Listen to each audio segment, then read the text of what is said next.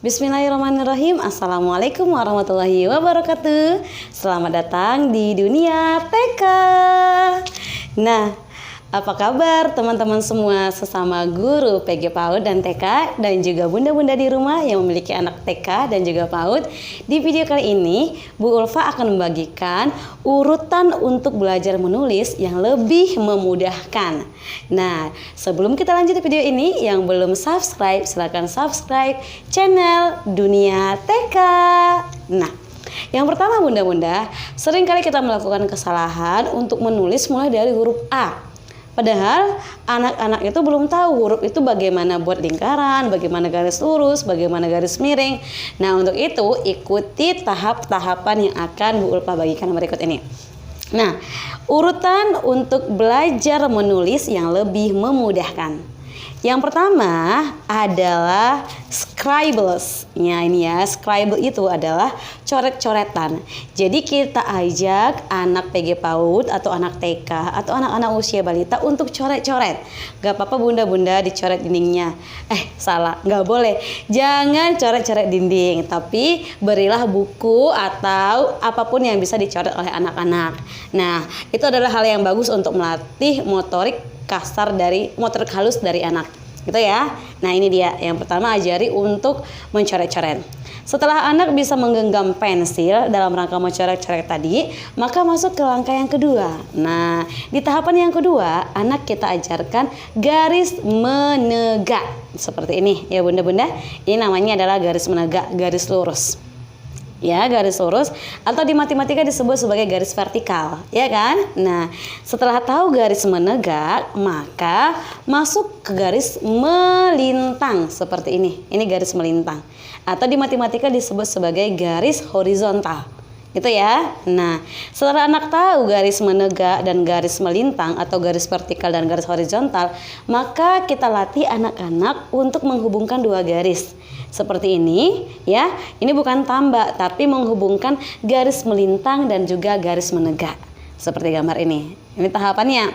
Setelah anak-anak tahu menghubungkan garis melintang dan garis menegak, maka anak kita ajarkan untuk membuat lingkaran atau bulatan. Seperti ini. Ini tahapannya ya bunda. Jadi begitu anak sudah pandai membulati, biasanya anak 3 tahun sudah bisa nih melakukan penulisan dengan membulat gitu ya, sudah bisa. Apalagi anak yang sudah pandai memegang pensil. Sudah di bulatan, maka masuk ke segi 4.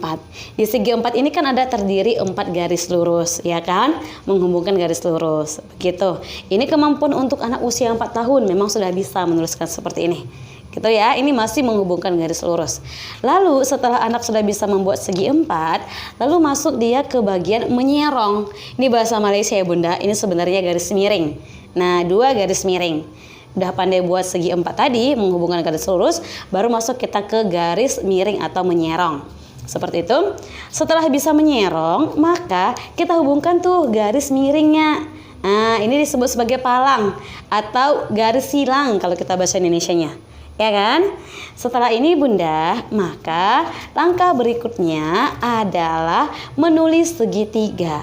Dan menulis segitiga ini adalah kemampuan anak 5 tahun 3 bulan. Artinya anak yang sudah di TKB baru bisa melakukan ini. Gitu ya. Jadi anak PAUD belum bisa melakukan ini. Setelah itu baru kita masuk ke tulisan alfabet. Di mana alfabet itu kan terdiri dari A, B, C, D, E, F, G, H, I, J, K, L, M, N, O, P, Q, R, S, T, U, P, W, X, Y, Z. Jadi nggak bisa kita kalau untuk latihan nulis nggak bisa A baru B. Kita kelompokkan. Nah, di sini kita buat klasifikasinya. Klasifikasinya adalah dari tingkatan yang paling mudah, tingkatan sederhana, dan juga tingkatan sulit. Nah, di tingkatan yang paling mudah ada yang garis lurus-lurus aja. Kita terdiri dari huruf apa tuh? Huruf E, F, H, I, L, dan T. Itu adalah garis lurus. Menghubungkan garis lurus lebih dari 1. Ya kan bunda? Untuk huruf kecilnya ada I, L, dan juga T. Tuh ya. Kemudian tingkatan yang kedua, tingkatan sederhana, ada banyak bunda. Dari huruf B, C, D, G, O, P, Q, S, U. itu adalah urutan tingkatan yang sederhana. Dan tingkatan yang sukar itu ada pada A, K, M, N, R, P, W, X, Y, dan juga Z. Karena ini menghubungkan dua garis yang miring, makanya tadi kemampuan untuk yang E, F, H, I, L, T itu adalah kemampuan menghubungkan dua garis. Sedangkan di bagian yang sederhana itu adalah menghubungkan garis dan juga yang melingkar. Kemampuan membuat bulatan tadi Bunda. Dan yang terakhir itu adalah yang sukar, menghubungkan dua garis miring. Itu ya. Nanti aku akan tunjukkan, Bu Ulfa akan tunjukkan tahapan-tahapannya di meja ini. Oke, yang belum subscribe silahkan subscribe, yang belum komen silahkan komen. Nanti saya Bu Ulfa akan menunjukkan tahapan-tahapannya. Nah, berikut urutan untuk belajar menulis yang lebih mudah. Yang ini ya Bunda, yang pertama ada coret-coret scribbles ya. Kemudian masuk ke garis menegak, lalu garis melintang, lalu menghubungkan garis melintang dan menegak itu menghubungkan dua garis. Lalu kita masuk ke bulatannya, lalu masuk yang ke segi 4, lalu masuk ke garis menyerong, kemudian garis palang, garis silang, lalu segitiga. Nah, baru masuk ke urutannya. Nah, seperti itu Bunda-bunda. Nah, coba ya kita pampangkan urutannya secara rinci dari atas. Di sini di bab ini ada 3 yang paling mudah tadi, kemudian yang sederhana, kemudian yang sukar.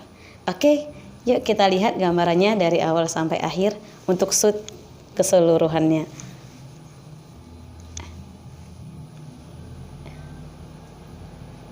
Oke, terima kasih Bunda-bunda. Jangan lupa untuk like, komen, dan juga subscribe.